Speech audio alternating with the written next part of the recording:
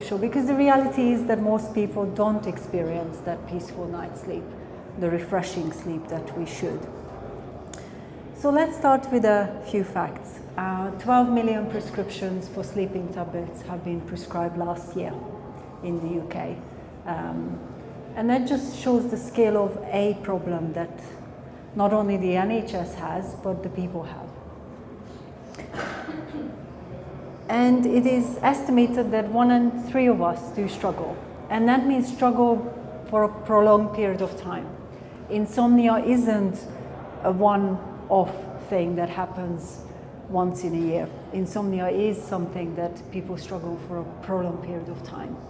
And I think this is one of the misconceptions that people have around what insomnia is.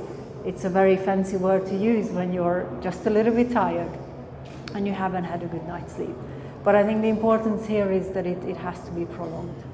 And that's how much it's apparently costing the economy in loss of productivity for companies, more entrepreneurship, and it's a big number and it is increasing.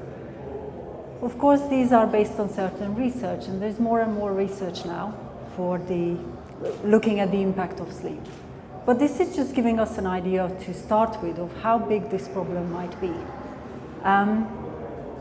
My personal experience was that it was big enough for me within my own life, and having to experience that every single day and not being able to be productive was big enough for me.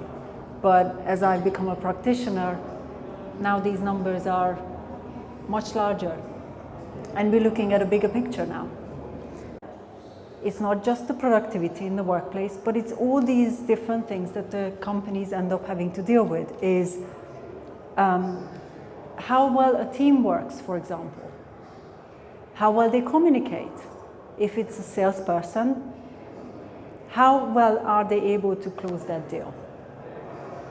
And then when they get home in the evening, how do they feel? Are they able to spend quality time with their loved ones? Or are they too tired to even engage with life after working hours as well? So these are just some of the things that most of the times people don't talk about. It's all about the numbers, it's all about the productivity, but it's actually much more about how a person is feeling.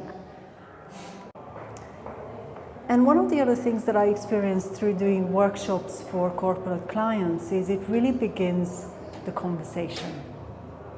When people start to understand where they fit in on that wheel, they start to understand what they can do about it. And we do it through interactive exercises, because just like when I struggled with my sleep, I needed practical things to begin. Science is amazing. I embrace science, but science doesn't give people steps to take to overcome something. Just because we tell someone that they should be sleeping 8 hours, they might not know how to do that. They might not have the skill of switching off in the evening. It's a skill. It can be learned, and sometimes we actually unlearn it because we're just not practicing it. And yes, you can think about mindfulness, think about all sorts of different things, but with my clients, it's finding what works for them, practically. Now, when we look at companies and well-being strategies, first of all, what happens is the companies I worked with, raise awareness. And some of you were at the panel discussion we did earlier, but I go in and I talk about the problem. I don't talk about better sleep, I talk about insomnia, sleep deprivation, because then you get a different audience in the room who are actually struggling. They might not have said it before, but they're coming because they want to know how to overcome something. So you're almost getting them into the room without them really saying, I'm struggling. And once they're in the room, we talk about the 7 different areas and we talk about different strategies. So they're actually really opening up to the idea that they can do something about it. They are able to overcome it. If it is a medical reason, I will encourage them to seek medical help. Sometimes people are just confused about what they can do, what services are out there, because it's not as well known as some of the other issues that currently companies are promoting, mental health, and so on. But raising awareness has really been great in terms of engaging employees the right way. And what happens if a speaker makes an impact, then they all talk about it. And they will almost challenge each other to actually really put it in place, which then creates a better company culture as well, because they're starting to support each other. And we do talk about communication too. So they start to communicate more efficiently when they're having an off day, rather than hiding it. And then my main focus was providing practical solutions, because people are confused about what they need to do. During one-to-one consultations, that's the first thing I have as a question. How many hours of sleep should I sleep? How many hours of sleep should I get a night? Well, it probably depends on a lot of different things. Are you nourished enough? Are you healthy enough? Are you taking some medications that might be impacting the quality of the sleep you get? And all sorts of different things. So people can really explore what it is for them and then seek the solution. And then the last one is company change, culture change. And that's for performance, because of course we want to make sure that the employees are engaged, they are improving their sleep, and they are producing more work during the day, they're more engaged. And this is one of the really interesting things we've seen with one of my corporate clients, not just through the work that I've done, but also their well-being program. Retention rates of staff, because people are happier, because they're healthier. And I know it might be a little bit intangible, but it is actually, you can track retention rates over a period of a year. Sickness is not as often, because when somebody sleeps well, guess what's going to happen? Their immune system is going to be more strong, which means they're not going to go off. Or even if it's not the fact that they're going off, but they're actually not going to struggle during the day. And the other thing we see, or I've seen with my clients, is the openness to express that they're struggling. Because employees might actually come along to work, even if they're sick, because they loaded up on all sorts of off-the-shelf medication, for example, if it's flu season, but they're not really rested.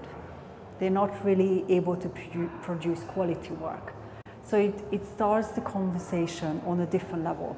And I think this is one of the exciting things that happened during the workshops that I presented, is you see the cultural change because people know that companies are wanting to look after them, and they appreciate that.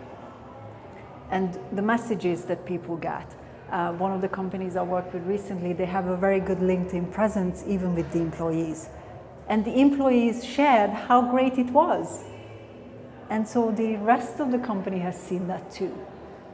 So the engagement rate for the next talk we did was even higher, because suddenly they talk about it, they open about it, they know that they want to all progress and get better. And why do they want to get better? Because they want to be more productive. Most employees want to be more productive. They want to be able to progress in their career and be better. Not just at their job, but be a better father, mother, husband, wife, boyfriend, girlfriend, and so on. And I think this is one of the greatest things I've seen through my work, is practical solutions create that need, that want to change. And people do want that. Nobody wants to struggle with sleep. So I think this is one of the good things about proper, well-tracked well-being strategies, is you provide practical solutions, people take them on board, they will put them into their lives because they don't really want to be struggling either.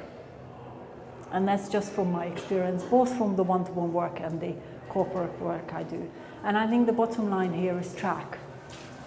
Don't just bring in a speaker and not have the right things to track. Maybe, and we mentioned again at the panel, do a survey first. Really understand what is it that your employees need, because maybe in your organization it might not be sleep. Most likely because there's a big percentage of people who struggle. But when a speaker comes in and you really deliver some context, the success rate is very different than just doing a general tick box exercise. And both as a person and as a company, it's our choice. I can't be in my clients' bedrooms. I don't even want to be. But it's our choice to improve our sleep. And this is one of the things I see over and over again. And this is again purely the lifestyle side. So if somebody has a medical problem, they need to explore that medically. But when it's a lifestyle problem, it is a skill that can be developed, that can then provide the person, literally years to come, really good sleep. And that is the sleep that we mentioned. The recharged, the restful, and the peaceful sleep overnight.